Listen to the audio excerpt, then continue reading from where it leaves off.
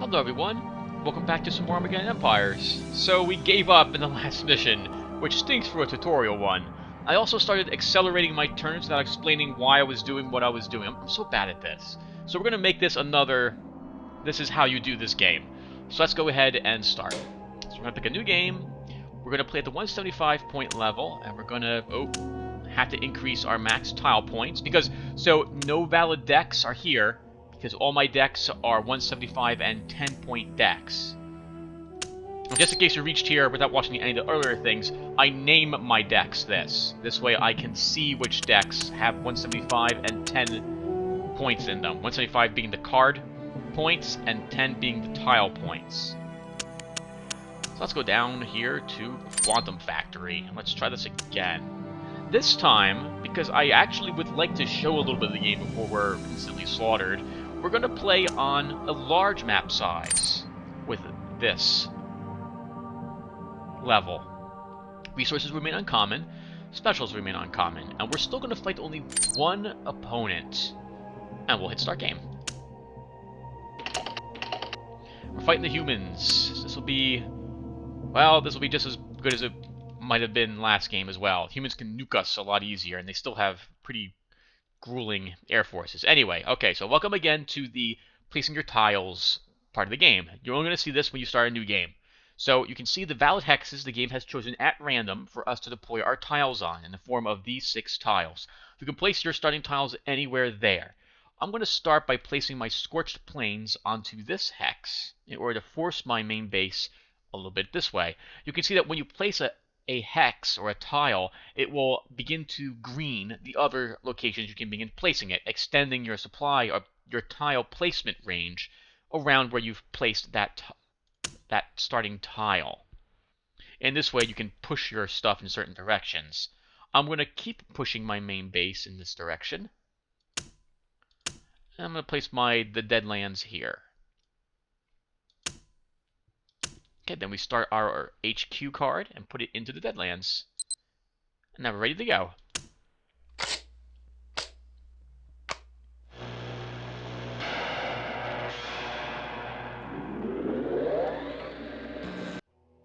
Okay, as before, we will first explain how the turn initiative works. So, this is the first round of the game. I immediately hit next without explaining the bidding process, so we'll do that next round. And you can see that I'm starting here with 3 dice. You always start with 3 dice by default. You'll get more dice if you bid for them, and I'll explain that in the next round. But we're ready to go to start, so let's go ahead and just roll our dice and see who goes first.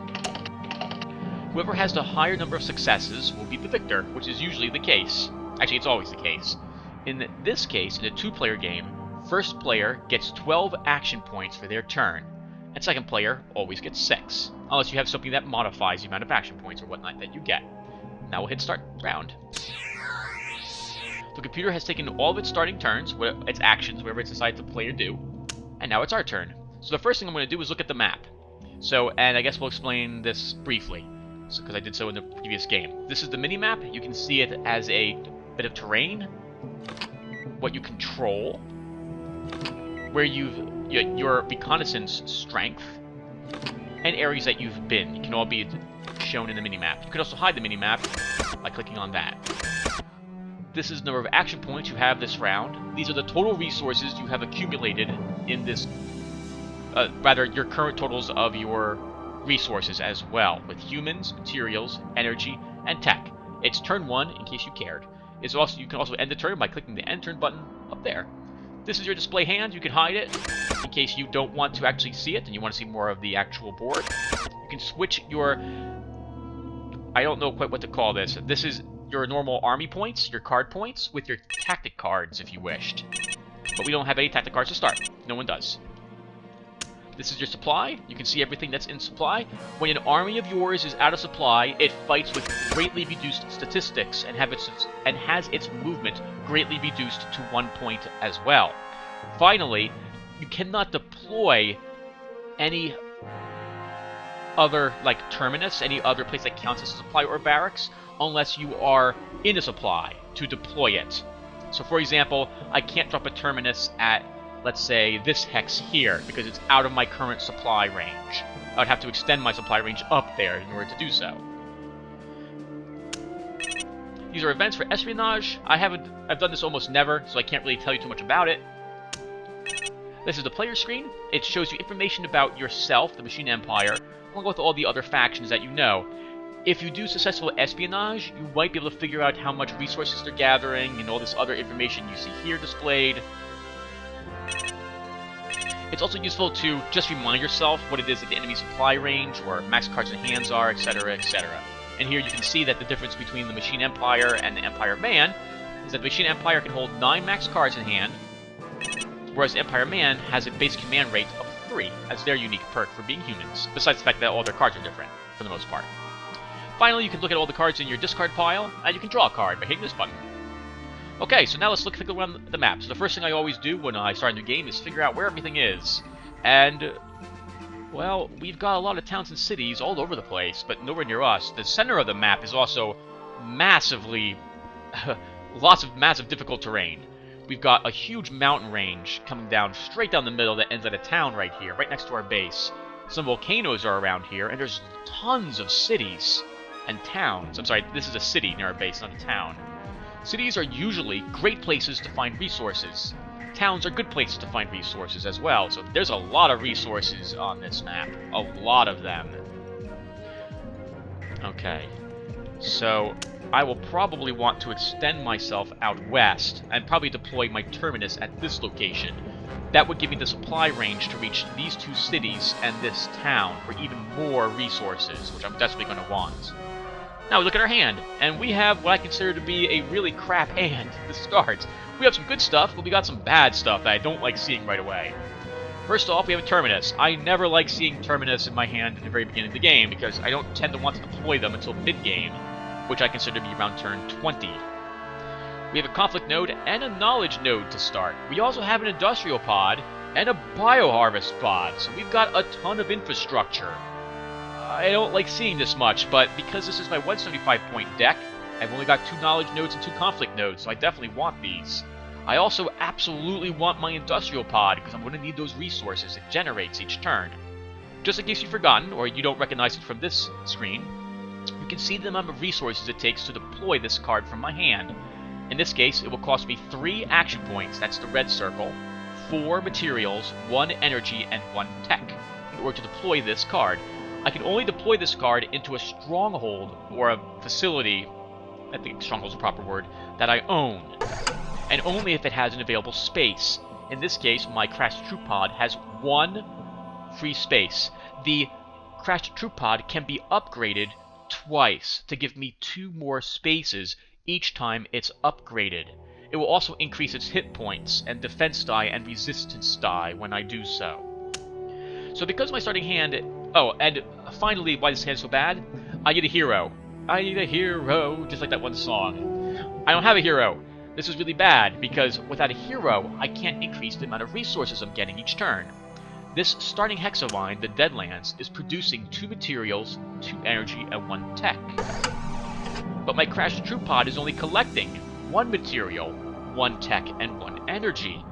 This is very bad, because I'm losing 1 material and 1 energy each turn, or rather, I'm not gaining everything that I could be gaining without a resource collector built in this hex. However, I don't really like discarding cards to fish for heroes unless I have to. But I do have a cool unit to start. I have some Spider Bots. And Spider Bots are a great unit to start with, because you can immediately start scouting around and maybe find resources lying around. So let's go ahead and deploy our Spider Bots to start. You can only deploy a card from your hand into something that counts as a barracks. So we'll deploy them here into the Deadlands, and wow, we got things right next to us. Okay, so let's make an army for him next to move him around. You cannot move the garrison stays where it is. So to move a unit out, you have to create a new army. So let's do that. So we're going to create a new army, and we'll call him Spider Bot Scouts 1.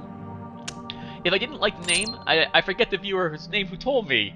All you have to do is hold down home while you left-click on the name of the army, and you'll be able to rename your army for no action points. That is so incredibly useful for someone like me who has OCD and needs to name the armies after things that are in them.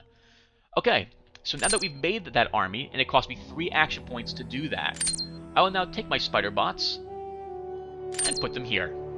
As a heads up, only 3 armies, only, I think it is 7 or 8 armies can ever be in one hex at one time. And if an army that has no units in it, and an enemy walks into that hex, all 0-point armies are immediately destroyed. Okay, so now I have spider bots. Spider bots have reconnaissance, strength 8, range 1, so they perform the sweep of the area upon deploying them. The reconnaissance strength of things not in its hex is reduced by half, so I only have reconnaissance strength 4 to all surrounding areas. That said, I did find some enemies, or some things, so let's take a look at these. We have a Howler Pack over here, probably guarding some resources. Let's look at the Howler Pack so we can understand them a little bit better. They're independent, so they're not controlled by anybody. They're a Xenomorph, which is just a type of unit, I guess. You could consider these probably altered dogs that the Xenopods created. They have 2 hit points, 1 attack die, 1 defense die, so they're very weak on the attack and defense. 3 resistance and 4 movement, but they'll never move. They have 1 range, which means that they can only attack things in the front rank. They can't hit your back rank in combat. And they have wave attack. Unit gains +1 attack for every other wave attack unit in the front rank. Probably because they have like Pack Hunter or something like that we can pretend.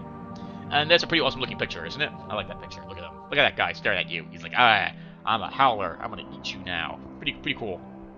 That one howling back there. Oh, there's 4 of them, and there's 4 things in the picture. How about that? That just makes sense. Wave attack means that they're actually going to have a wave attack strength of 4 on this turn. They're in a city, so what that means is they're going to gain 2 more defense dice, so they're going to be 4-3, not 1-1 when you roll in there to fight them, so just as a heads up. Next, what do we have over here? Oh, we have XU-88 and his rage. Although he looks like a machine, and you would really think he would join the machines, he does not. He will destroy you if you just walk into him, the Cult of Exu here, which is kind of a shame. But he does have a nuclear reactor, which is producing 2 energy, and also counts as a supply in barracks. This is really bad for it to be right next to my base, and really good in some aspects. Number 1, it will extend my supply range by 1 whole hex. Number 2, if the enemy takes this, they don't have supply to my Crash Troop pod, which really sucks. Okay, so we deployed our spider bot. Let's go over movement really quick again. To move a unit, right-click on the unit icon. That's these rectangles on the side that you see. Any unit that can be moved will show up. In this case, it will cost me 1 action point to move Spiderbot Scouts if I want to move them, and they can move up to 4 hexes. Left-click to move your Spiderbot Scouts. Note that all the legal places you can go to will now be highlighted, with places with the numbers indicating how many movement points it would take you to reach that spot. So for example, if I wanted to go into this hex, that would be 3 points. 1, 2, 3. Different types of terrain require different types of movement to enter them. Plains, dunes, open ground, all that costs only 1 movement point. Broken hills, petrified forests, craters, broken lands, blasted lands, those require 2 points of movement. They also grant you 1 defense die if you're the defender in that hex. Mountains, toxic bogs, volcanoes, and cities require 3 movement points. Oh, and towns require 2 in order to move in them. The higher the terrain difficulty, I believe the extra defense dice stealth units get to being not detected. I think that's the way it works. So a unit in the mountains has a much harder time of being detected than a unit in the plains would. Now, just because it says 3 movement over here doesn't mean that that's necessarily like going at 1, 2, 3, 4 is the best option for you. You might have wanted to go down here to 4, in which case you have to try to plan your movement out to get to where it's going. I think it would be better if these hexes actually showed how many movement points it costs you to enter them, rather than the number of movement points it would require you total to be there, if that makes any sense. Alright, well, the first thing we're going to do is hunt for resources. So we're going to go out west, because I want to see what's in these cities and towns. So let's go. So the first thing I'm going to do is move south 1, because I always like walking into my already explored hex. I don't have to, but it gives me another sensor sweep attempt at everything around me. This way I don't necessarily walk right into a landmine. Oh, perfect! We already found something. Your army has discovered an abandoned gas station. You may choose to claim it, remain and observe it, or continue moving. So we can stop our movement right here and claim whatever is in this station. We can stop and just observe it if we wanted to. This is useful if your unit has stealth. We do not. Or you can continue your movement. We're going to continue our movement this time, because I can just walk back into that hex. So I'm going to walk one here. Oh! And then continue my movement again, and walk back and claim this abandoned gas station, which will give us 3 energy. How about that? So I took advantage of the fact that I could move 2 extra spaces, in order to scout this hex, and then walk back 1 hex to claim this energy resource. But there was another energy resource there. So next turn, I'll probably go 1... Oh, I'll probably go 1, 2, 3, 4. Probably what I'll do. Alright, and I have a buzzer beeping, so my dinner's done. Everyone, I will see you in a few seconds. Everyone, welcome back. Oh, well, you probably haven't even left. We rolled into the previous video. I'm cooking dinner again. It's the next day. So I've got like another 18 minutes. Let's go ahead and end our current turn, and we'll pick up the next one. So, the way this screen works, just in case I didn't explain it, is that you can bid some resources for extra dice in your attempt to go first. Going first is really, well, strategically, it can be really important if you need to go before an opponent in the turn order. It also gives you more action points. As we've seen, first player gets 12 points, second player gets 6. The way it works is that you can bid, as you see here, this is the cost you must spend in any resource in order to gain a dice. So right now, it costs me 1 resource to gain 1 extra dice in my attempt to go first. Once you've gotten 2 dice or acquired 2 dice this way, the next dice costs you 2. And then 3. It goes up in pairs, so that the first 2 dice are 1 resource, the next 2 dice are 2 resources, the next 2 dice are 3 resources each, and finally the very final dice is 4 resources, if you would like to bid for all 10 dice. You don't need to bid same resources. So this dice that costs us 2, we can spend 2 of any resources that we want, as long as we bid 2 resources in our attempt. I never bid to go first until at like around turn 15 or 20. Well, rarely. Sometimes I'll bid to go first, depending if I really need to draw cards or what have you, because I'm getting desperate. Hopefully that won't be the case here. So still early on enough that I'm not going to bid to go first, and we'll just roll 3 dice, which is probably what the computer's going to do. Yep. Nice. See? And we went first without having to spend any resources. So now we go before the computer, or the AI, and we gain 12 action points instead of our prior, what did we get one last time? 6. So right away, I have this point which has additional resources in it, and I want them. But first, I'd like to explore a little bit more. Let's look and see it's in our supply. So let's go... Okay, we're gonna... I know I said... No, I really should claim that as quick as possible. So let's move our Spiderbot Scouts south into these petrified forests. That will be 2 movement points. Oh, and by the way, when moving a unit, you left click to move it into a hex, and you have to move it hex by hex.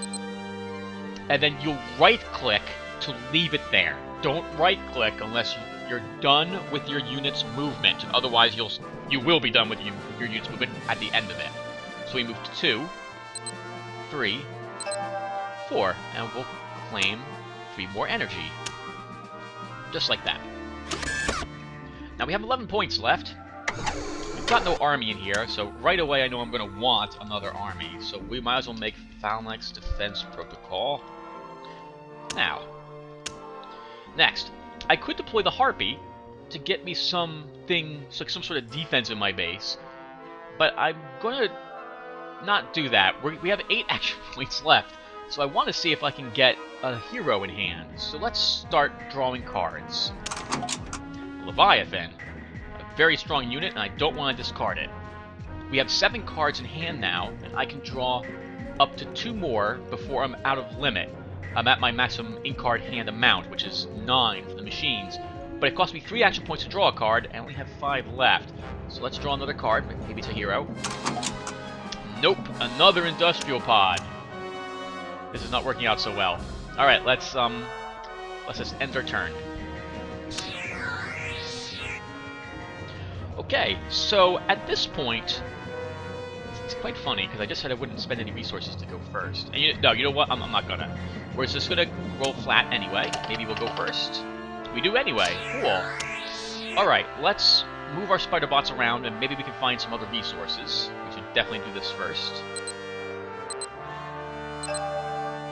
Cool. Your army has discovered abandoned warehouses. You may choose to claim it, you may not observe it, or keep moving. Abandoned warehouses usually have materials. You can see by the awesome tank and supply crates there. Let's go ahead and claim it. Inside you discover a cache of old machine parts, computer parts, and raw materials. This is awesome, because this will let me deploy an industrial pod from my hand into the Deadlands, which will generate 1 material and 1 energy each round. Let's do that.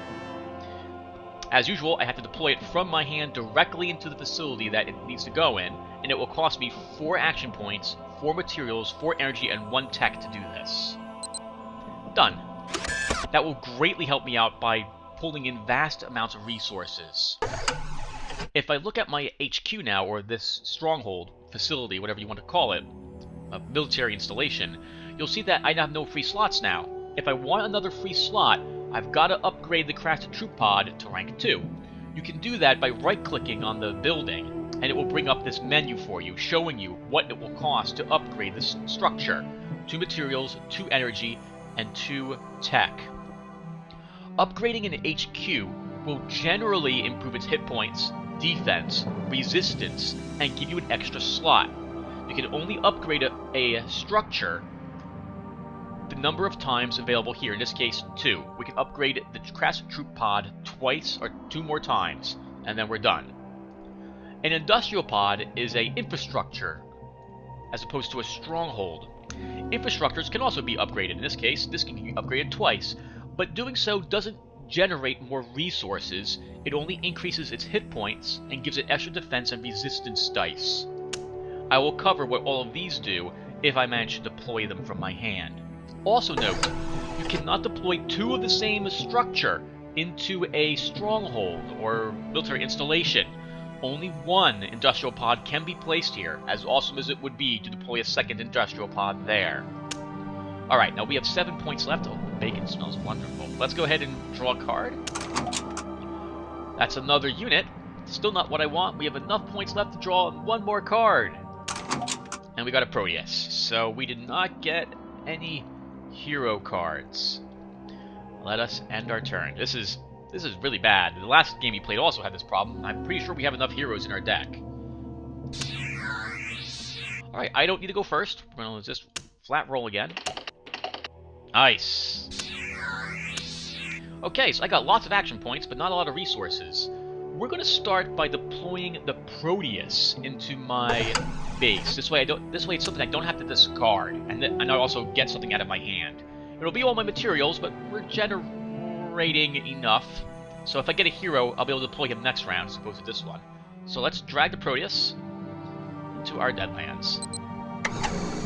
And we'll add him to Phalanx Defense Protocol, letting him be mobile. Here he is. Doesn't he look awesome?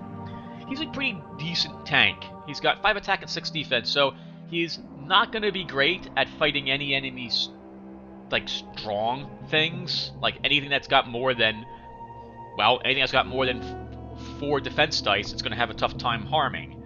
But if it does shoot through infantry, which is what I'm going to use it against, it has breakthrough, which will let it hit the enemy on the rear rank. That's useful. Alright, let's roll another card.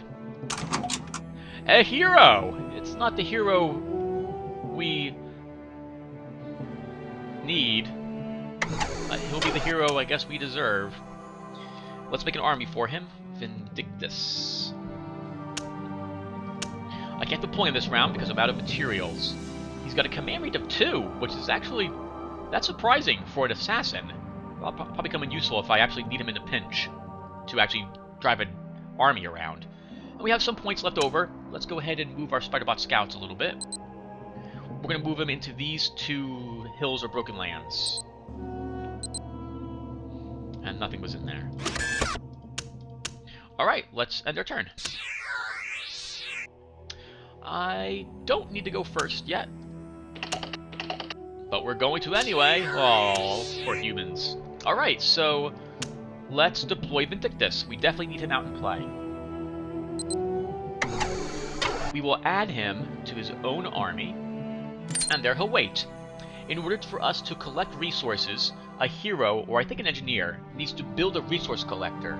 To do this, right-click on the hero, and it will show you what options he has at the hex he's in.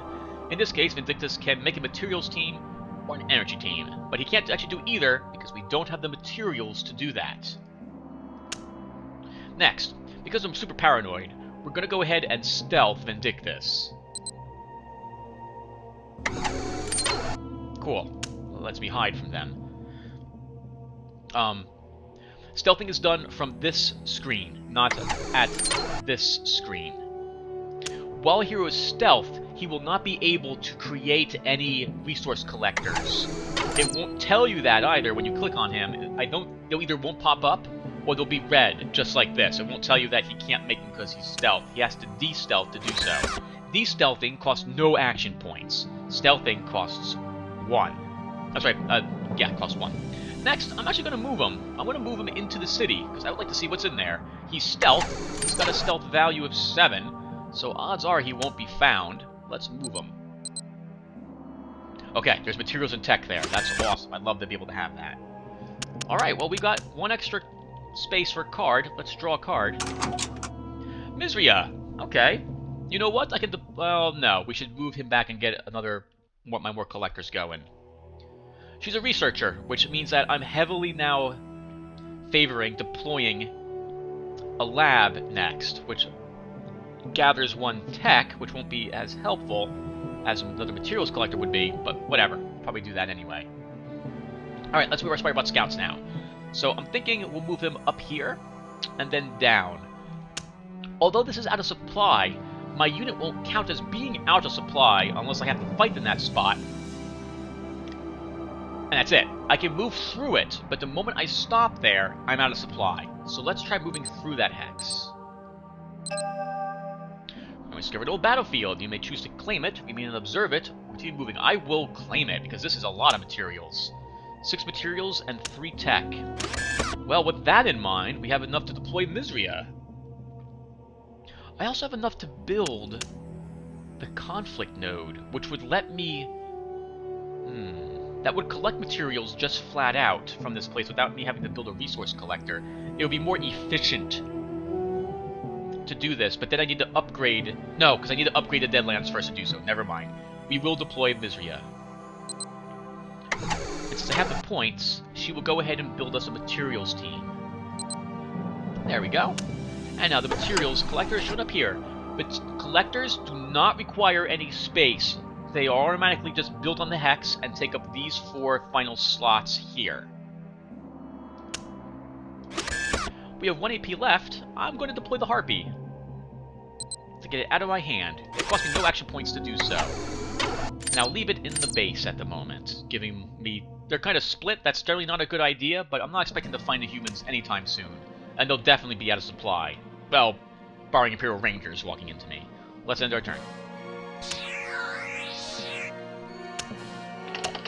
Now, human is tired of going last and wants to really go first. Can't say I blame him. Okay, next. What are we doing next?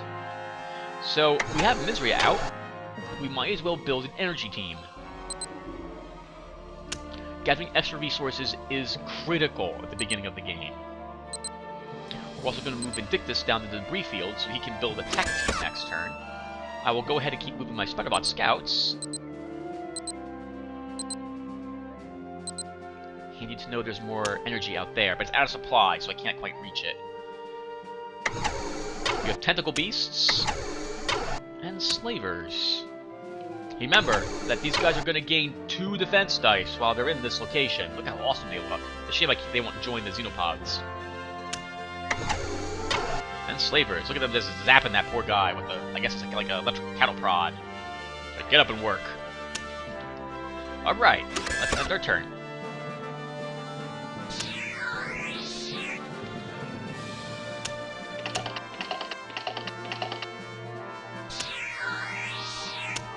Okay, so I'm making, I want to say, 3 materials a turn? So next turn, I'll deploy the Leviathan. But this turn, I'm not going to deploy any cards from my hand if I can help it. Oh, I'm getting 3? Yeah, that's fine. So Vindictus here. Oh, sure. So I'm right-clicking on him and nothing's happening. So that answers the question whether or not he can build materials while stealth. So he will de-stealth, and then builds a technology team. We will then re-stealth him, and begin moving him around a little bit. It's a little dangerous moving a hero into unknown areas. There could be landmines there, but I'm hoping there won't be any. Next, we'll move our Spiderbot Scouts. I would like to check all these other locations in my supply to see if I'm not passing up other resources. Cool. Materials. I'll actually swing Vindictus out that way now. Let's end our turn. Now, I would like to go first this time, so I need the action points. I'm actually going to bid 1-on-1. Oh, well, the computer takes it. Alright, let's do the things I need to do. So, Vindictus is going to start swinging out this way. I will drop a Shade Mobile Artillery into my Deadlands to get it out of my hand. And I will move my Spiderbot Scouts. More tech? Oh, this is wonderful. We have lots of supplies this time. Let's end our turn. I can afford to bid 2 energy several turns in a row to go first. Good for the computer. Alright, so we're still going second. Well, there's not much I can do. So let's move Vindictus into the Wasteland. We'll de-stealth him, make a materials team, and re-stealth him. My Spiderbot Scouts, I think we'll check out what this hex is. Alright, nothing. I moved him back here because I didn't have the movement to move anywhere else, and I didn't want him to start out of supply. My Spiderbot Scouts will now swing this direction in order to begin scouting the rest of this stuff. Vindictus is going to move down here to build a tech team next. Let's end our turn.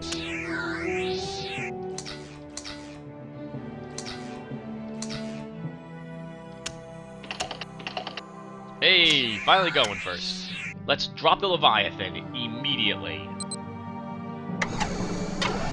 I don't have a hero, but the Leviathan will give me, I think, what I need anyway to claim the place next door, that city. So we're going to bring a Proteus and a Leviathan with me. They also make a good team. I don't know why I said that. I just feel that's the case. We'll move Vindictus down here, and our Spiderbot Scouts will begin moving in this direction. So 1, 2, 3, 4. We'll begin sweeping through all these 2 movement hexes.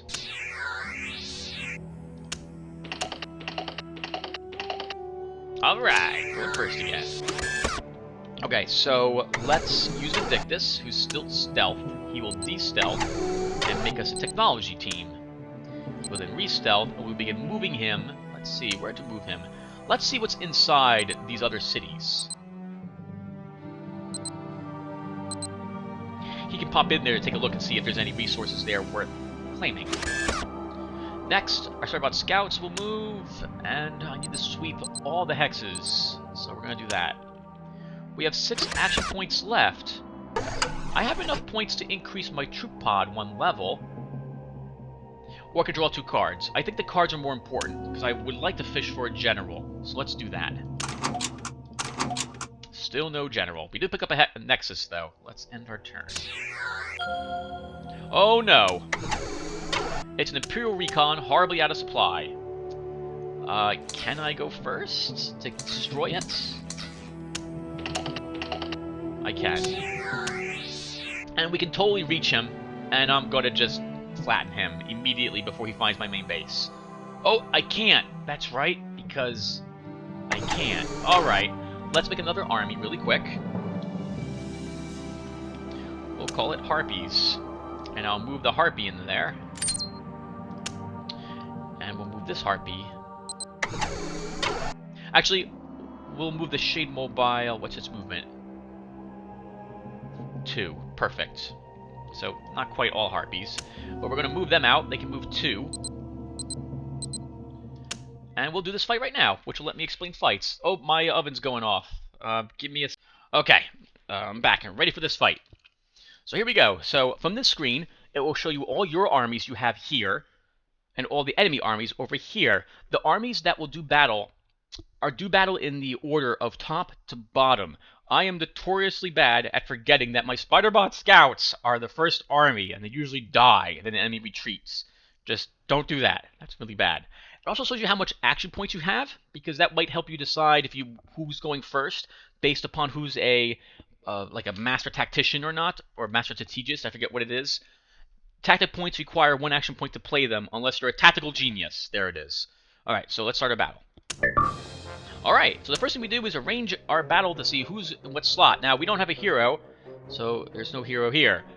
We have 2 units, but I can't deploy a unit to the back rank, because I have to have, as you see, 1 more card in the front line, and a total number of cards in the back line, excluding heroes. So I need 1 more unit in the front. I need basically 3 units to put 1 of those units in the back. Well, so I guess this will be good. That's ready. Alright, here we go. So here's the Imperial Recon. He's got 1 hit, 1 attack, 1 defense, and 2 hit points. You would normally think my Harpy could just slaughter him, but that probably won't happen. In fact, I'm probably going to have to get lucky to kill him. Just because. So first off, the Shade Mobile Artillery is not an infantry unit, so I can't use the Harpy's rapid reaction on him. But the Shade Mobile Infantry is hopefully just going to blow him up. So to make an attack on an enemy, you right-click on it, and it shows you all the options you have for that card. In this case, just a combat attack. So we're going to use it. I'll target the Imperial Recon. You can target units that you can reach. The Shade Mobile Artillery has a range of, I think, 2? 3. So he can hit from the back rear rank here, he can hit an enemy that's 1, 2, 3 away. Basically, any position whatsoever on the board, he can reach. If he had a range of 1 and he was back here, he couldn't attack the enemy whatsoever. And I don't believe you can attack your own units. I never actually attempted to, but I'm not gonna start. Here we go. So I get 6 dice against his 1. Oh, nice! We actually blew him up right away. Bam. Enemy destroyed. Cool. He was out of supply, which is a good thing, and he arrived from this direction, so the humans are probably out over here. So let's move our Spider-Bot scouts now. 1, 2, 3, 4. Oh, crap. Moved them outside of supply. So next turn they can only move 1 spot, so I'll probably move them back into the Petrified Forests. Next, let's move Vindictus into this spot. Humans and energy.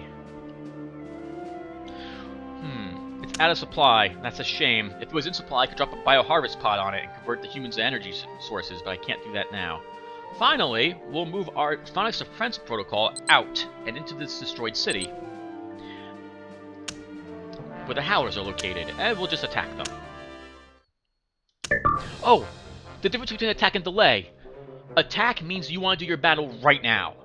Delay means that you don't want to do the battle then, in which case you have to do the battle at the end of your turn, after everything else is done. When you hit the end turn button, that's when you'll address any of the delayed battles that you have queued up. Alright, well, we know the deal. We're all set up. Nothing's going to be in the back rank. Back rank? We'll just ready this up. Oh, you can see here, by the way, we get a +5 bonus to going first because we are attacking. We don't have any aggressive units. Those generally be our heroes. We have no command rating bonus. We have no fate bonus, which gives us a point total of 5. But the enemy's got nothing, so we're going first. Alright, well, it's in our best interest to have our Leviathan go first, so we will do that. And I'm thinking we'll split the attack to 3, 3, and 4. So we just blew up 1 Howler altogether, which now weakens them all by 1 attack strength, because they have wave attack. Whoa! We damaged him, and his defense, I think, will be lowered by, by 2 for the remainder of the round, thanks to Disrupt 2. It also will disrupt him for 2 the following round as well. Oh, nice. And that one just saw 1 die, saw 1 get hurt, and I was like, no! I don't want that to happen to me. Whoa! He almost damages me. See, this is why you'll hear me complain that I'm pretty sure the dice are not actually weighted the same for the player as they are for the AI. Alright, now our Proteus is going to attack the Howlers because they're already hurt and they only have 1 defense dice. They probably have a chance to kill them. Hopefully they'll do that. Alright, Howlers destroyed. Oof. Alright, well maybe I was lying. That was 7 success dice. Next round. You can retreat now, and I would take an attack strength of some sort. I'm not sure how the attack strength works. I just know that the more of the enemy that are present and the stronger their attacks, the greater amount of dice you will suffer trying to retreat from them. We'll start with Leviathan first again, and he'll do 2 strength 5 attacks this time. Killing 1 Howler. And not destroying the other one, but weakening it. Alright, Leviathan just runs up and just bites the tire. Sorry about that. And we destroy him. Well done, team. Okay. Let's... I have some points left. Let's upgrade our Crash Troop Pod to show how that works. So here we go. Just right-click and say Upgrade Level 2. Our Crash Troop Pod, I think it gained a hit point, and it might have gained something up here. I don't remember. I think it did. It might have gained a resistance point. We also opened up another slot for another piece of infrastructure, if we so desire. I'm thinking maybe our knowledge node. Right, this is our tech? Yep, we'll probably go in there. We have 2 action points left, and I have nothing I can move. So we'll end our turn, and I'll... Actually, yeah, we'll stop here, and then we'll start the recording again from this when we pick back up. Thank you everyone for watching. Hopefully this is becoming a little more clear if you had questions about how the game... how to play the game, actually. And I mean from a mechanical point of view, rather than a strategic point of view. Okay, everyone. Alright, I will see you in the next video.